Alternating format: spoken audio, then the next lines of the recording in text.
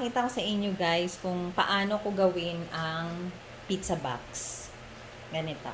Ito yung magiging template natin. Ganito yung susundan or pattern natin.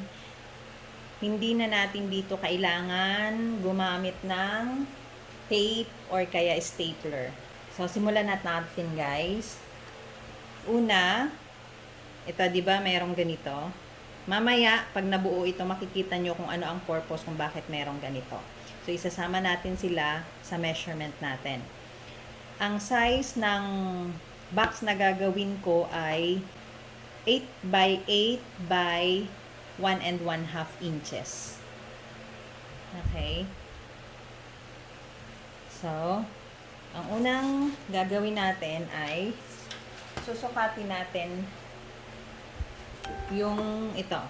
Bali nagbigay lang ako dito ng allowance na mga 4 na guhit dito sa ruler. Ganito. Hanapin mo yung inches. Ayan. Then, yung 4 na guhit dyan. Ganun lang siya kalaki. Then, sunod na natin yung 8 inches. 1 and 1/2 inches. Okay.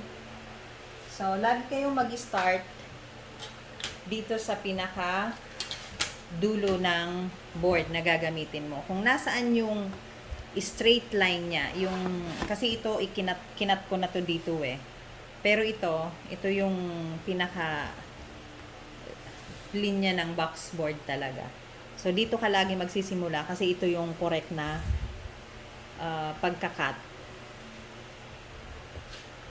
Guys, kapag kukuha kayo ng measurement, make sure nyo na ang gagamitin yung pencil ay yung matulis talaga siya para hindi malaki yung guhit dahil napaka-importante ng correct measurement dito.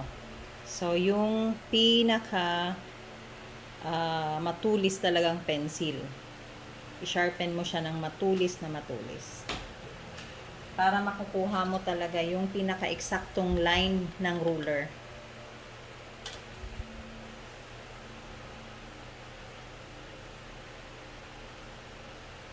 Okay.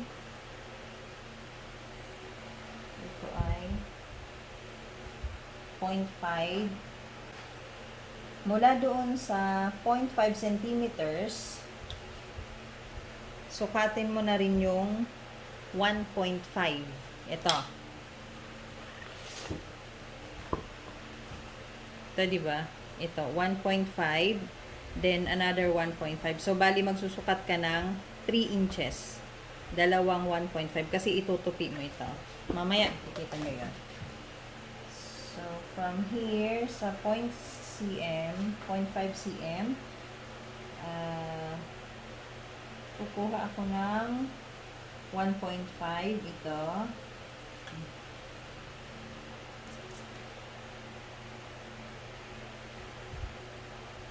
1.5 dito. Then, another 1.5 dito naman. Sunod, yung 8 inches na. Kasi yung size ng box na gagawin ko ay 8 inches. So, yun ang 8 inches. Then, another 1.5 yung sa kabila naman. So, bali dalawang 1.5. Then, yung pinakalas dito ay yung 0.5 cm. Okay. Then, meron dito sa baba, doon naman sa taas.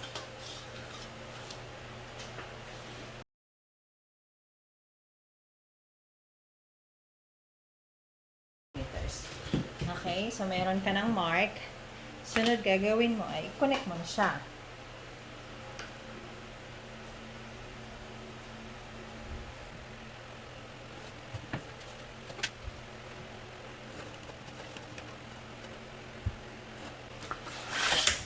Guys, make sure nyo na hindi ka lalagpas ng kahit. Ito yung mark natin, 'di ba? Ayan. So eksakto siya guguhitan mo. Huwag kang make sure mo na hindi siya lalagpas. Hindi siya tataas o hindi siya bababa sa minark mo. Kaya napaka-importante na matulis yung pencil.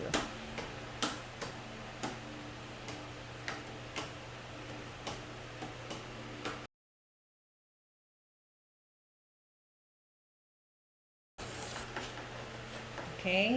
Yan na. Then, yung dito naman sa kabila.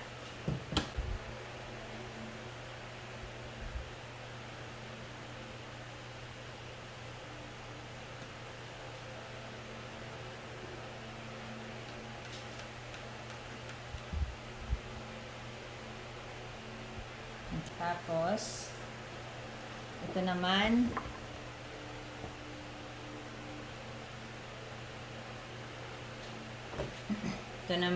para dito, oh. Yan, 1.5 din ito. Yan, 1.5.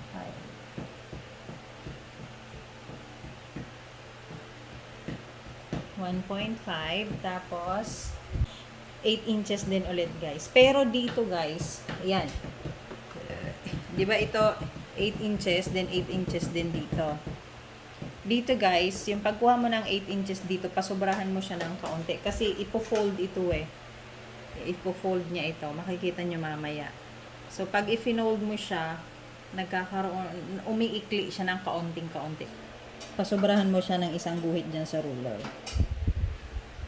So dito ulit sa kabila.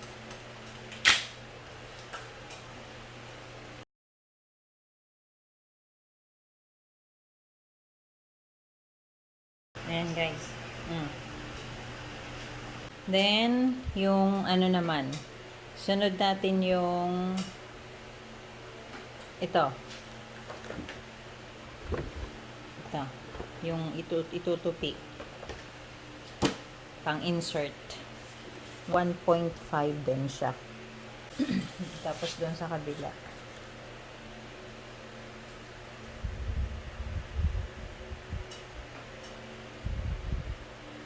Okay. So, ngayon, mag-ano na tayo. Mag-connect na din ulit.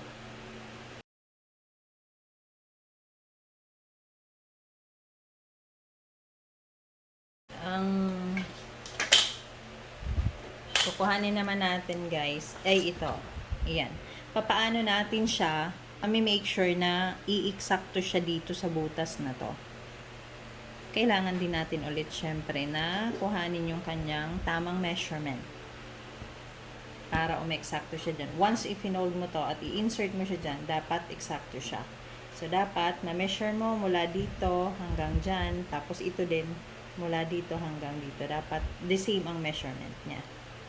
Okay? So, ang layo nito ay 1 inch. Tapos, layo din nito dito ay 1 inch. So, dapat, ang layo din ng butas natin dito ay 1 inch at 1 inch din doon.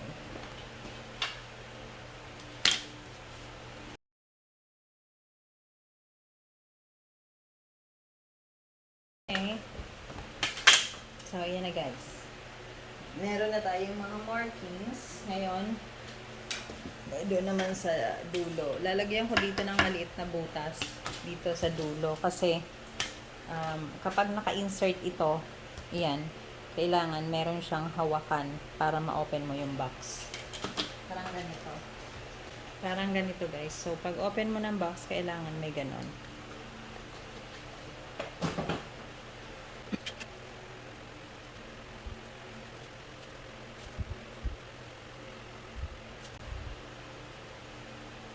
Okay. Guys, mag-cut na tayo. Unahin natin i-cut yung mga pang-insert. Ito. Yan.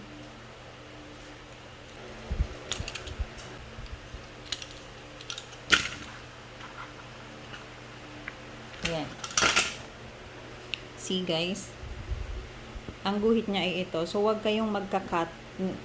Huwag niyong lalagyan ng butas dyan mismo sa pinakaguhit niya. Sunod naman ay ganito. Magka-cut na natin. Gaganito na natin yung shape niya. Okay?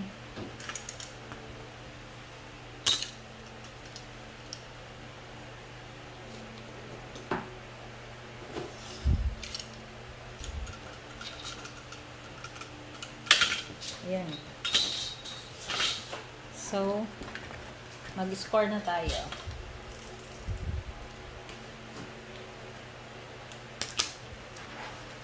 Gawa natin ng line para, or guide sa pag-fold. Ang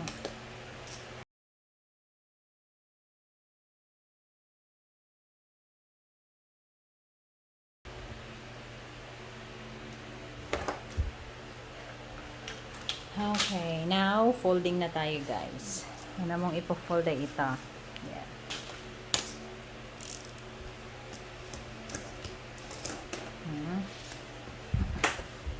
Then, ito.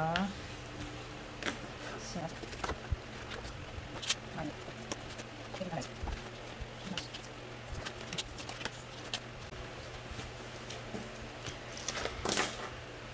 okay, now assemble. Let's assemble na guys. So, ito is papasok mo lang din sa butas. Ayan o. Ayan. Okay. Pasok na siya. Pasok sa kabila naman.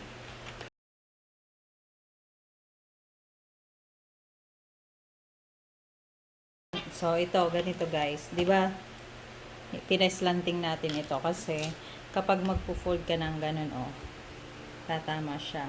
Kung hindi mo siya ikakat, hindi mo siya mapapasok dito. Hindi mo siya magaganyan. Okay. So, ayan. So, ito na guys yung ano natin. So, kailangan may hawakan dito. Ito na guys yung ating pizza box. Okay. Hanggang dito na lang muna guys ang ating tutorial ng pizza box. Abangan nyo guys sa susunod kong video.